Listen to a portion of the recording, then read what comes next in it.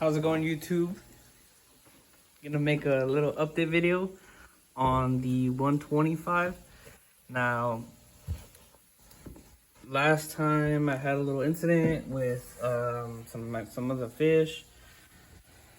I lost like half of them, mostly my eels, a couple blood parrots, the big Synodontis. I still have this little Synodontis. Surprisingly, he's still alive after what my fish have gone through. But hey, it's a learning experience, and what happened was actually that I gave this 125 a water change, and usually I like to keep my filters above the water so that I have this bubble action going on right there. And I did the water change, and I actually forgot and left the filter fully submerged, and there was no bubbles, no oxygen, and it all happened overnight. I turn off the lights, come back in the morning, and half of the fish are all just laying here, dead. And the other one's barely hanging on, just on top of the water, just trying to get some air. And well, the dinosaurs right here I knew they were okay. Oxygen is not an issue. They have I don't know if it's 1 or 2 lungs, like actual lungs on top of their gills, so they can actually get water from the oxygen. Get oxygen, air from just the surface, so they can actually be outside the water and not have to worry about that. So those guys are good, but the koi and then the angelfish were just up here, gasping for air.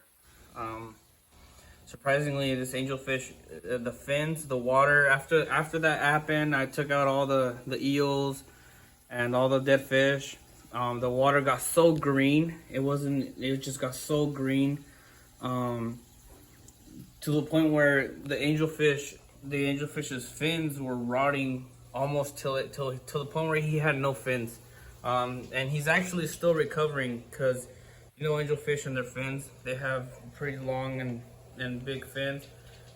He's doing a pretty decent recovery now. It's been about a couple weeks. So he's actually recovering with his fins. His fins get a little longer. What I did to fix this issue with the green water and all that, just basically did a water change every other day. Since this is a big tank, I actually took out about I want to say a little less than half the water in here, and just because the reason I did that was because it's faster to change water conditions on less water than a lot of water. So hopefully I think that makes sense.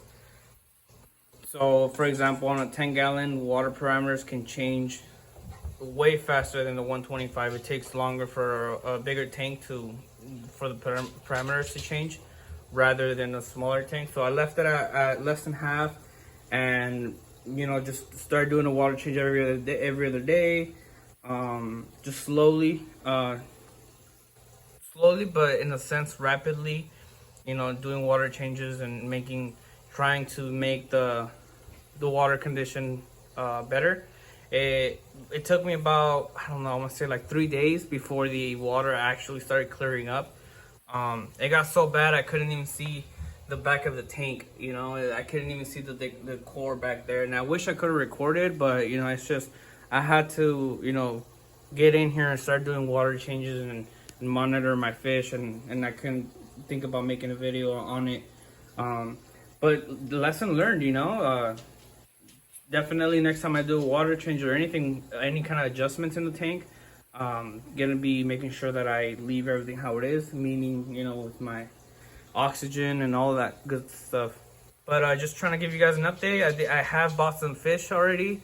I've had them for I don't know, about almost a week now, so these are fairly new fish. Also, I did buy a new fish for myself, a fish that I've never owned before. So pretty excited about that. And that is actually, I bought 2 new fish. I bought It was I bought a total of like 3 fish. No, 1, 2, 3, 4. 1, 2, 3, 4, 5. I bought 5 fish already.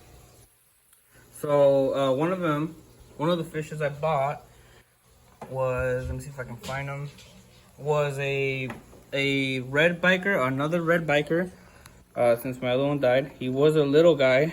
Let's see if I can see him. He was a little guy, so I actually made this divider to keep him on the other side because I do have a decent biker, another one. So I was afraid he was gonna eat him. Little guy right there, little baby right there.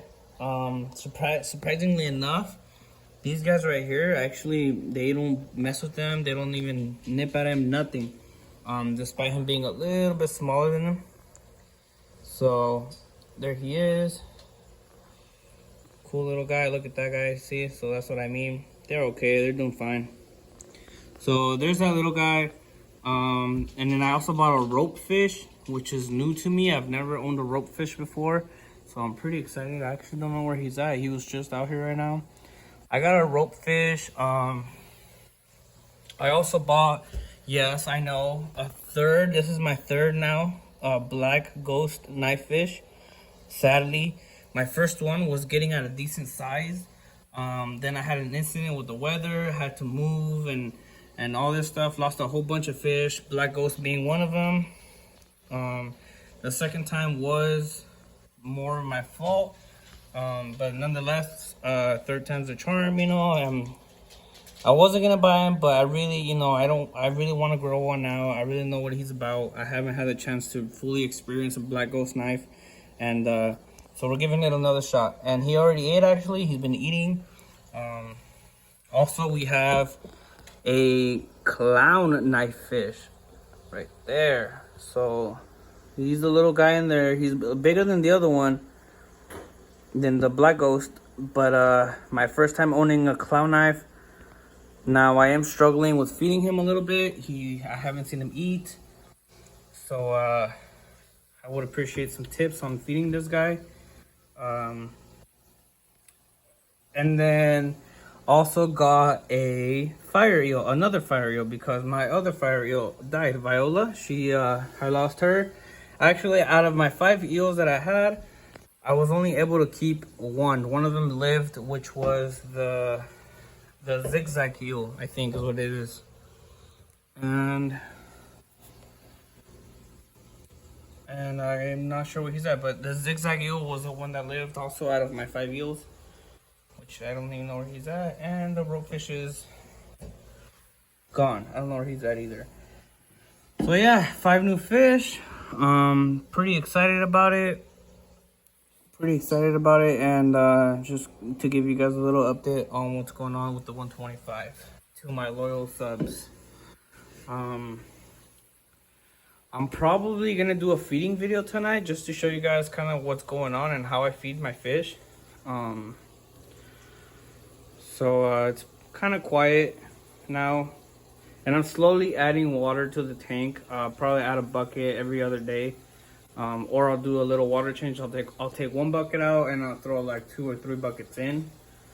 So and then also I was constantly changing or cleaning out my filters to clear out my water.